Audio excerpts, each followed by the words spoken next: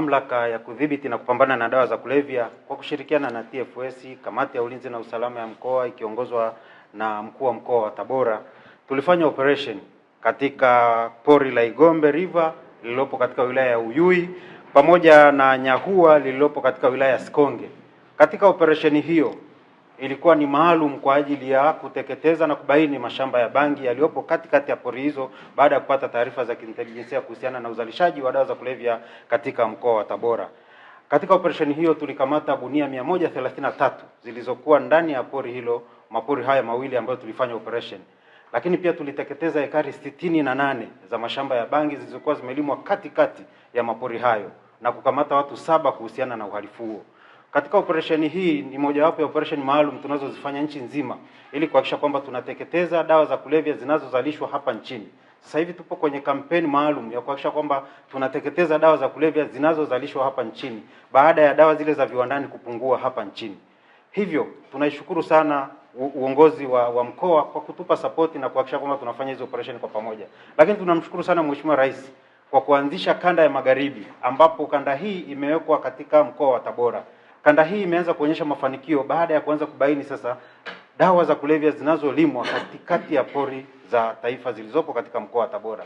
Tulipofika katika yale mapori, tulikuta watu wamejenga katikati ya yale mapori.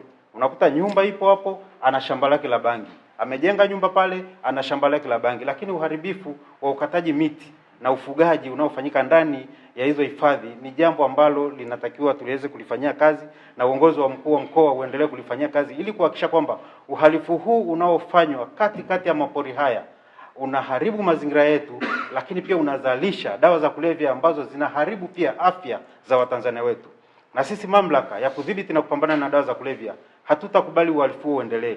Baada ya kuanzisha hii kanda hapa katika mkoa wa Tabora, tutahakikisha tutafanya operation za mfululizo katika maeneo yote, na wale wote ambao wanalima katikati ya mapori hayo na kuzalisha dawa za kulevya ndani ya mapori na nje ya mapori, tutahakikisha kwamba tunachukua hatua za makusudi kuhakikisha kwamba tunadhibiti huo uhalifu unaofanyika. Kwa hiyo nitoe wito kwa wahalifu wote na wale wote wanaozalisha dawa za kulevya katika mkoa wa Tabora kwamba waache mara moja, kwamba sheria itachukua mkondo wake kuhakikisha kwamba tunachukua hatua za kisheria, tena hatua kali kabisa, kuhakikisha kwamba tunawakamata wote wanaohusika na uzalishaji huo wa dawa za kulevya katika mkoa wa Tabora. Sambamba na nchi nzima tutafanya hizo operation kuhakikisha kwamba tunadhibiti uzalishaji wa dawa za kulevya hapa nchini. Shukuru na nipongeze kwa kweli kwa kazi.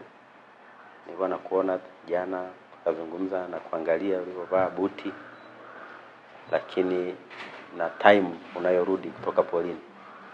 Unajua ukikuta kiongozi kama kamishna Limo hapa anaenda site asubuhi, anarudi saa 7 usiku, na sio kwamba alikuwa mjini.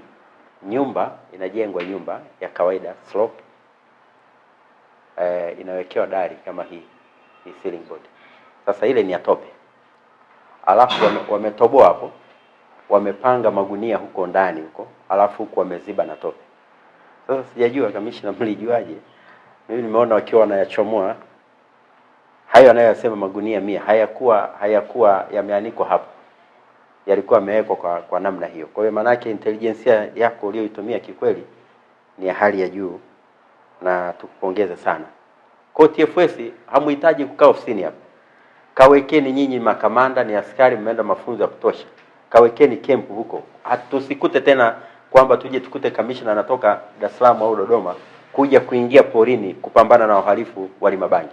Asante sana, mimi nikushukuru sana.